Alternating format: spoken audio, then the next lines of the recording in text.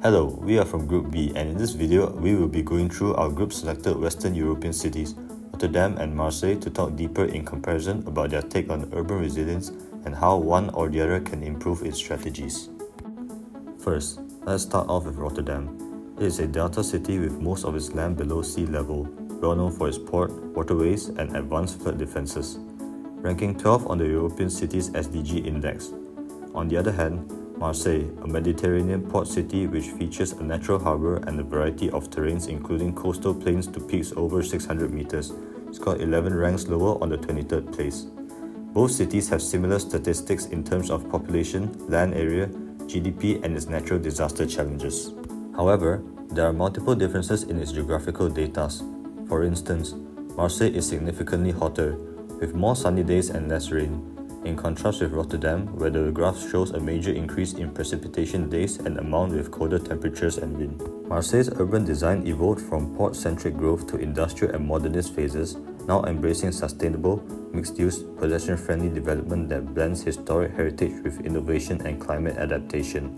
Whereas, Rotterdam's urban design evolved from dense traditional neighborhoods to car-oriented grids, now embracing high-density, mixed-use, pedestrian and cyclist-friendly development focused on sustainability, social inclusion, and innovative urban renewal. The social and economic development within a city focusing on benefiting communities, also referred to as red infrastructure, are approached in a similar way as both cities are driven by the port. Marseille's economy is anchored by maritime trade, manufacturing, and tourism, with the port of Marseille serving as a major international gateway.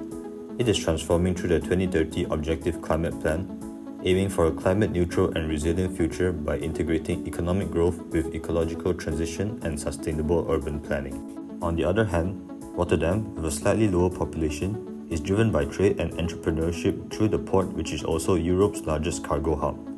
Rotterdam's policies focus on climate action through innovative projects like the Green Roof Initiative, which combats urban heat and flooding.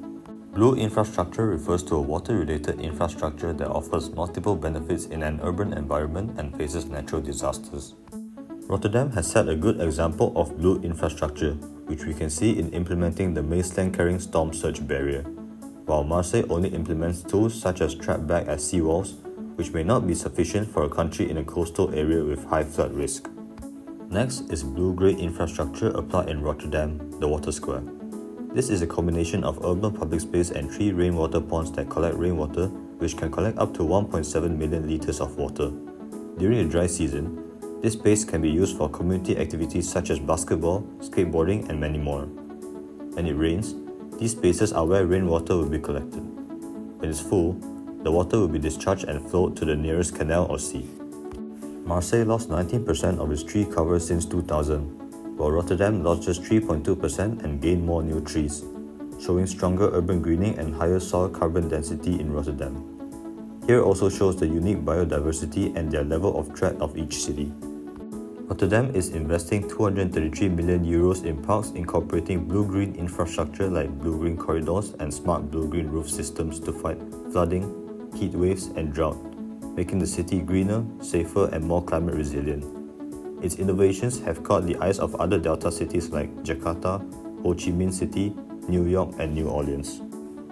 Marseille is investing 360 million euros in green infrastructure to fight climate change. The city plans to plant 308,000 trees, create 8 new parks, and restore 20 gardens and 10 large parks. These efforts aim to reduce the urban heat island effect, which could see temperatures rise by 4 degrees by 2050. With projects like dewaterproofing streets and turning the Corniche into a pedestrian zone, Marseille is boosting its green space, improving water management, and making the city healthier and more resilient for the future. Roads, dams, sewers, and water treatment facilities are examples of human-made, hard-built infrastructure that is referred to as grey infrastructure. These constructions are frequently constructed of concrete or other hard materials. In Rotterdam, dikes are categorized into inner dikes and outer dikes by using different strategies to reduce flood risk. Rotterdam is focusing on integrating vegetation and man-made structures to combat the effects of climate change. In contrast, Marseille with its old sewer and drainage system is just starting to expand green spaces to reduce urban flooding. In addition, Marseille is employing real-time control to integrate sensors and monitoring for predictive flood management, while Rotterdam is concentrating on the blue label system to anticipate floods and evacuate the public earlier before flooding occurs. Marseille is also embracing green infrastructure. New buildings, like La Porte Bleue, are encouraged to install blue-green roofs with sensors and automated valves. These store water during storms and release it gradually. Permeable pavement is replacing concrete, letting rainwater soak into the ground instead of rushing through the streets. Taking inspiration from Rotterdam, Marseille is installing litter traps at stormwater outfalls, port entrances, and along quaysides. These traps catch debris before it clogs, drains, or pollutes the sea. The D-Rain system, used offshore and onshore, captures floating waste and requires regular maintenance to stay effective. Finally, Marseille needs stronger evacuation strategies. Unlike Rotterdam, there's often not enough time to warn people before flood hits. Using advanced models to forecast floods and setting up a management center in a skyscraper safe from power outages are key steps. Automatic alerts will also help people and vehicles move to safety before the roads are blocked. The second proposal will be the Water Square, formed in Rotterdam. But before that, let's see what are the causes of flood happening in Marseille, France. First, geographical factors, as Marseille, which is located in a coastal area, increase the vulnerability for it to encounter flooding. Second, insufficient mitigation infrastructure. The city's sewer and drainage systems may not be efficient enough to cope with the volume of rainwater in the area. Marseille has to start investing in urban infrastructure that will have a bigger and better impact in facing flooding. Third, climate change. This factor contributes to the increase in precipitation intensity in Marseille. This relates to the fourth case of flood in Marseille, which is intense rain and severe storms, which may cause inundation in many different areas. This table provides the public's view or perception towards the quality and accessibility of clean and drinkable water in Marseille. Based on the EPI drinking water score, we can see that Marseille is ranked 29 in the world ranking, meaning improvement is still needed to ensure clean water is accessible to the public. So, what can we learn from Rotterdam? The implementation of Water Square, a combination of urban public space and water storage. During the dry season, these spaces can be used for community activities such as basketball and skateboarding. During the rainy season, this space collects and stores stormwater. This is a map that marks some proposed areas to implement Water Square. Marseille has many urban public parks which can be transformed into a water square while maintaining their function as a public space. Other proposals will be how we use the water before discharging it, which is adding drinking water fountains around the area, which will improve the public's accessibility to clean, drinkable water. Then, the next proposal will be to reuse it as a greywater application, such as flushing and city sanitation. Marseille's coastline and riverbanks can be improved with green-blue corridors applied in Rotterdam. Marseille is facing serious challenges along its coastline and riverbanks driven by factors like heavy rainfall, port expansion, marine exposure, and contamination from chemical industries. Rotterdam's solutions include green water plazas which are lower, vegetated public spaces that capture and buffer rainwater, reducing heat stress and enhancing biodiversity. Urban water buffers are also proposed to harvest and retain rainwater in city areas, helping manage stormwater without disrupting urban life.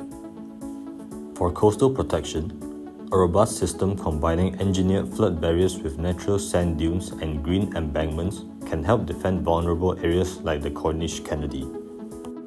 Positive outcomes like the revival of streams like Les Egalard, increased biodiversity, improved public spaces and social well-being, and better water quality with enhanced pollution control can be expected in Marseille.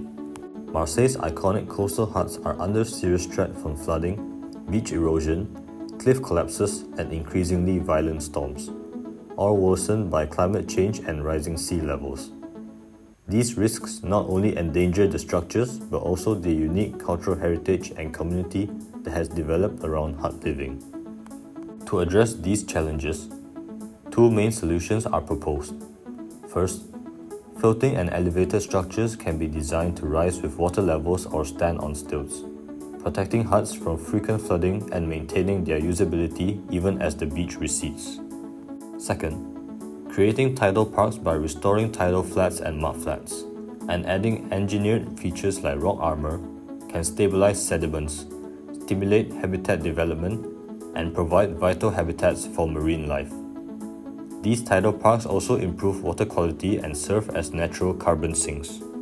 Together, these strategies are expected to reduce urban heat, enhance biodiversity, improve social cohesion, strengthen flood management, and deliver economic and cultural benefits, making Marseille's coast more resilient and vibrant for generations to come.